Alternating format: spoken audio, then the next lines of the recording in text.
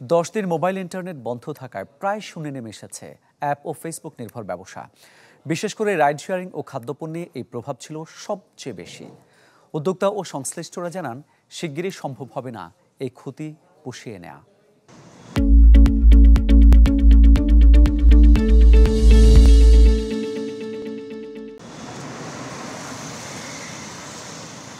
আবারও প্রাণ চাঞ্চল্য ফিরেছে রাজধানী ঢাকায়। টানা 11 দিন বিচ্ছিন্ন মোবাইল ইন্টারনেট, তাই অ্যাপের বদলে চুক্তিভিত্তিক ভাড়া ধরতে অপেক্ষায় বাড্ডার হুমায়ুন। 1.5 বছর ধরে রাইড শেয়ারিং সার্ভিস দিয়ে এলেও এবার বড় বিপাকে পড়েছেন তিনি। বৈশ্বিক প্রেক্ষাপটে ইন্টারনেট না থাকলে আসলে আমরা মনে হয় অনেক পিছিয়ে গেছি, তো ইন্টারনেটটা খুব জরুরি। একই অবস্থা মোহাম্মদপুরের সুরুজের।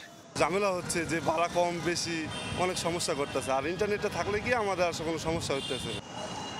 গেল সপ্তাহে ব্রডব্যান্ড ইন্টারনেট চালু হলেও তা দিয়ে সম্ভব হয়নি প্রয়োজনীয় সব ধরনের সেবা পাওয়া। বিশেষ করে একরকম থমকে যাওয়ার মতন অবস্থা ride sharing, food delivery, digital মার্কেটিংয়ের মতো কার্যক্রম। সংশ্লিষ্টদের মতে নিত্যদিনের শহরে সেবায় প্রায় পুরোটাই অ্যাপ নির্ভর হওয়ায় সংকট বেড়েছে সাধারণ মানুষেরও। আশা করি আমরা আস্তে আস্তে ফুল ফাংশনাল হতে পারবো, তখন আমাদের সার্ভিস আমরা চালু করতে পারবো, অর্ডারগুলো আমরা সঠিকভাবে তখন আরও এফিসিয়েন্ট ওয়েতে ডেলিভারি করতে পারবো। রাজধানীর বুকে দাঁড়িয়ে থাকা কংক্রিটের ব্লকের মাঝে টিকে থাকার লড়াইটা চালিয়ে যাচ্ছেন রেস্টুরেন্ট মালিকরা। ক্রেতা নেই, অনলাইন ডেলিভারিও নেই, সাথে চলছে না ডিজিটাল মার্কেটিংয়ের কার্যক্রম।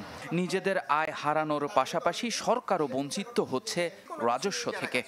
এখনকার দিনে কিন্তু সবারই কিছু না কিছু ডিজিটাল প্রেজেন্স আছে। সো যখন আপনি এই চ্যানেলটাকে বন্ধ করে দেবেন, তাহলে পুরো ইকোসিস্টেমটা কিন্তু আপনার হ্যাম্পার হচ্ছে। আমার সরকার একটু যদি একটু ইজি হয়, একটু স্বাভাবিক করে দেয় সবকিছু, তো ব্যবসা বাণিজ্য ভালো হবে, আস্তে আস্তে করে মানুষ আসা শুরু করবে। যা হারিয়েছে তা ফিরে পাবার নয়, তাই নতুন করে শুরুটা সঠিকভাবেই হোক, এই প্রত্যাশা সবার। ইফতেখার আলম, চ্যানেল 24, ঢাকা।